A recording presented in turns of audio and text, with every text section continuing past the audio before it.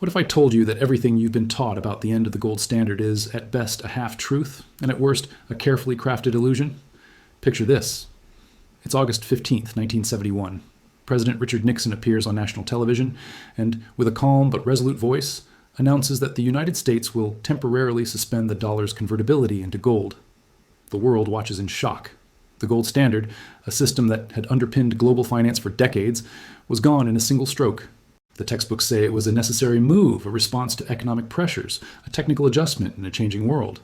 But what if that's not the whole story? What if the real reasons were far more complex, more strategic, and more hidden than anyone ever let on? In this video, we're going to peel back the layers of history, expose the motives that never made it into your economics class, and reveal how this single decision still shapes your financial reality today. Most people will never hear this version of the story. Miss this, and you'll never see the financial system or your own money the same way again. Let's start with the version you probably learned in school or read in mainstream history books. The official story goes something like this. By the late 1960s and early 1970s, the world was changing fast. The United States, still riding high from its post-World War II economic dominance, found itself facing new challenges. International trade was booming, but so was government spending, especially on social programs in the Vietnam War. The gold standard, which had pegged the value of the US dollar to a fixed amount of gold, was starting to look like an outdated relic. According to the textbooks, the gold standard was simply too rigid for a modern, dynamic economy. The US needed more flexibility to respond to economic shocks, manage inflation, and stimulate growth. Foreign governments, especially in Europe, were accumulating huge amounts of dollars and demanding gold in exchange. The US gold reserves were dwindling, and there was a real fear that the country would run out of gold altogether. So, when President Nixon announced the suspension of dollar convertibility into gold, it was framed as a temporary, pragmatic solution, a way to protect the US economy and stabilize the global financial system. The narrative was clear. This was a necessary step to prevent a run on US gold reserves, to stop speculators from attacking the dollar, and to give policymakers the tools they needed to manage the economy in a turbulent world. In this version of events, the end of the gold standard was almost inevitable, a rational response to changing times. It was about modernization, adaptation, and economic survival. The message was reassuring. Trust the experts, trust the system, and everything will work out for the best. But, as you'll soon see, this official story leaves out some critical details. Details that change everything about how we understand money, power, and the real forces shaping our financial future. But if you're the kind of person who doesn't just accept the official story at face value, you might start to notice some glaring holes in this narrative. For starters, if the gold standard was so outdated and inflexible, why did so many powerful interests fight to keep it for so long? Why did the world's most influential bankers, politicians, and economists spend decades defending a system they supposedly knew was doomed? And if Nixon's move was truly temporary, why did it become permanent almost overnight, with barely a whisper of public debate or democratic process? Let's dig deeper. The official story claims the US was forced to act because foreign governments were draining America's gold reserves. But who were these governments? And why were they suddenly so eager to exchange their dollars for gold? The answer lies in the global imbalances that had been building for years. The US was running massive deficits, spending far more than it was earning, and exporting inflation to the rest of the world. European nations, especially France under Charles de Gaulle, saw the writing on the wall. They realized that the US could print dollars at will, while everyone else had to play by the rules. So they started demanding gold instead of paper, a move that threatened to expose the entire system's fragility. And here's another question. If the gold standard was holding back economic growth, why did the decades under gold see some of the most stable and prosperous periods in modern history? Why did inflation remain low, and why did the middle class thrive? The official narrative glosses over these facts, focusing instead on the supposed benefits of fiat money benefits that, as we'll see, often come with hidden costs. Most people never ask these questions. They accept the story they're given, never realizing that the real motives behind the end of the gold standard were about far more than economics. They were about power, control, and the ability to rewrite the rules of the game. If you're not asking these questions, you're missing the most important part of the story and leaving yourself vulnerable to the same forces that shaped history then and continue to shape it now. To truly understand why the gold standard was abandoned, you have to look beyond economics textbooks and into the shadowy world of geopolitics, a world where money, power, and military might are deeply intertwined. The early 1970s were a time of global upheaval. The United States was embroiled in the Vietnam War, a conflict that was draining not just American lives, but also its financial reserves. The war's costs were astronomical, and the government was printing money at an unprecedented rate to pay for it. This wasn't just about balancing budgets, it was about maintaining America's position as the world's dominant superpower. But the cracks were showing. As the US printed more dollars, other countries, especially those in Europe, began to lose faith in the dollar's value. They saw the US exporting inflation and eroding the purchasing power of their own reserves. France, under President Charles de Gaulle, famously called out the US for what he saw as an exorbitant privilege, the ability to print money that the rest of the world had to accept as payment. De Gaulle even sent French warships to New York to collect gold in exchange for dollars, a move that sent shockwaves through the global financial system. This was more than a monetary dispute. It was a direct challenge to American hegemony. The gold standard, in effect, was a leash on US power. As long as the dollar was tied to gold, there were limits to how much the US could spend, borrow, and project its influence abroad. Removing that leash meant the US could finance wars, social programs, and global ambitions without the constraint of finite gold reserves. But there was another layer to this chess game: oil. In the wake of the gold standard's collapse, the US struck a deal with Saudi Arabia and other OPEC nations. The arrangement was simple but profound. Oil would be priced exclusively in US dollars, and in return, the US would provide military protection and support. This petrodollar system created a new foundation for the dollar's dominance. Now, every country in the world needed dollars to buy oil, ensuring a constant demand for US currency even without gold backing it. So while the public was told the end of the gold standard was about economic necessity, the reality was far more strategic. It was about maintaining global power, financing wars, and creating a new system that kept the US at the center of the world's financial and energy markets. If you don't understand this geopolitical chessboard, you're missing the real story and the real risks that come with it. Now, let's pull back the curtain even further. If you think the end of the gold standard was just about governments and geopolitics, think again. Behind the scenes, the world's most powerful financial institutions, central banks, Wall Street giants, and international banking cartels, were quietly shaping the outcome to serve their own interests. This is the part of the story that rarely makes it into the headlines, but it's absolutely critical if you want to understand who really benefited from the death of gold-backed money. Consider this. Under the gold standard, the ability of banks to create money was tightly restricted. Every dollar in circulation had to be backed by a certain amount of gold, which meant there were real limits to how much credit and debt could be created. For the banking elite, this was a straitjacket. They couldn't expand their balance sheets at will, couldn't lend endlessly, and couldn't profit from the kind of speculative bubbles that have become all too common in the modern era. But once the gold standard was gone, the gloves came off.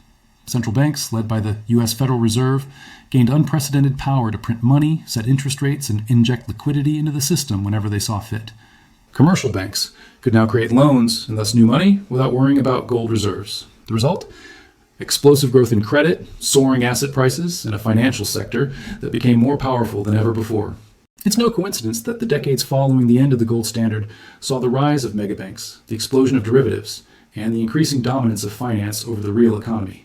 The banking cartel had effectively rewritten the rules of the game, shifting risk onto the public while privatizing profits.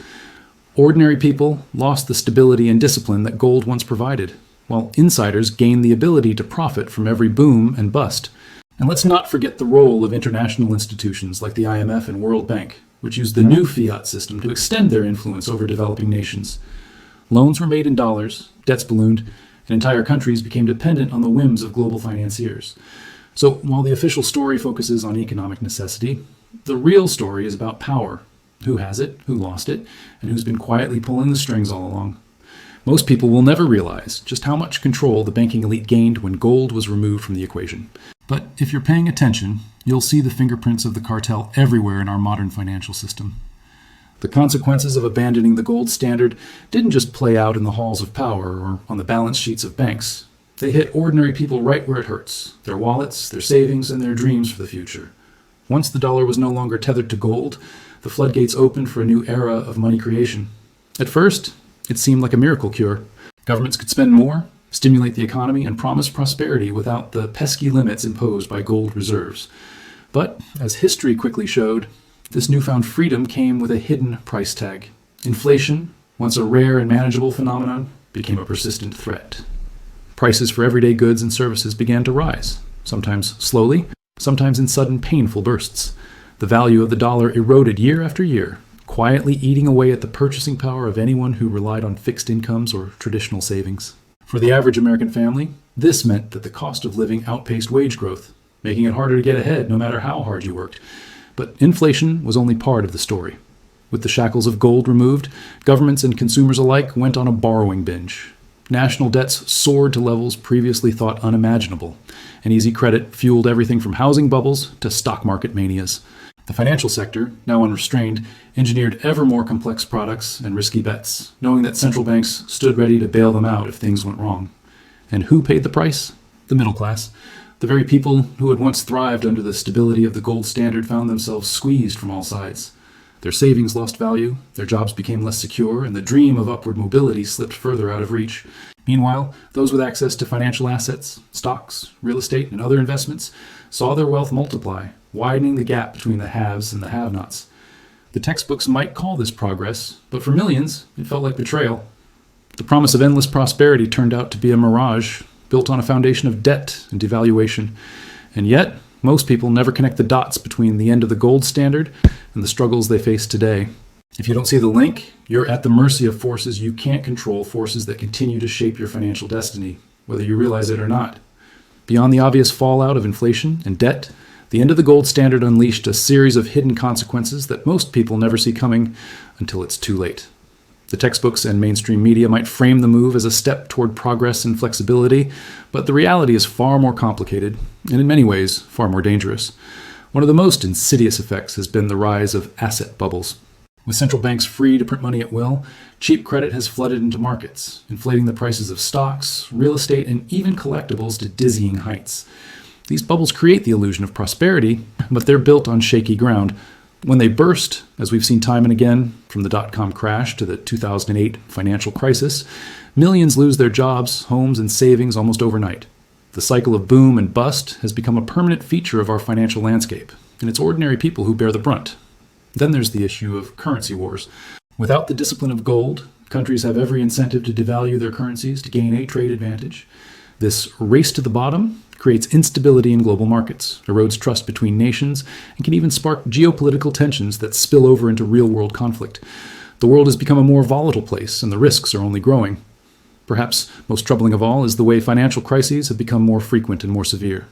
The safety net that gold once provided is gone, replaced by a system that rewards risk-taking and punishes prudence.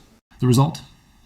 A world where the next crisis is always just around the corner, and where the average person is left exposed to forces they can neither predict nor control. Textbooks may call this progress, but the reality is a system that's more fragile, more unequal, and more dangerous than ever before. Most people are blind to these dangers, until they find themselves caught in the crossfire.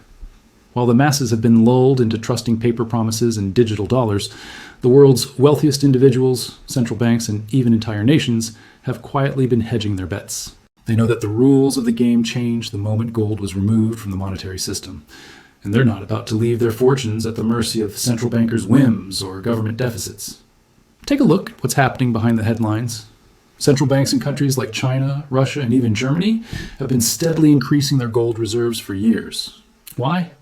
Because they understand that in a world awash with fiat currency, gold remains the ultimate store of value, a form of wealth that can't be printed, devalued, or defaulted on by political decree. These nations are preparing for a future where trust in paper money could evaporate overnight, and they want to be holding real assets when that day comes. It's not just governments. Billionaires and sophisticated investors are quietly diversifying their portfolios with gold, silver, and other tangible assets. They're buying farmland, rare art, and even cryptocurrencies. Anything that can't be conjured out of thin air by a keystroke at the Federal Reserve. They know that when the next crisis hits, those holding real assets will be the ones left standing, while everyone else scrambles to protect what little they have left. Contrast this with the average person who's been told for decades that gold is a barbarous relic and that the stock market always goes up in the long run, while the public chases the latest financial fad or trusts in government guarantees. The smart money is quietly preparing for a very different future. If you're not paying attention to what the elites are doing, you're missing the most important signal in the market. The people with the most to lose are taking action now, not waiting for the headlines to catch up. If you want to protect your own wealth, it's time to start thinking like the smart money, before everyone else wakes up to the risks that have been hiding in plain sight.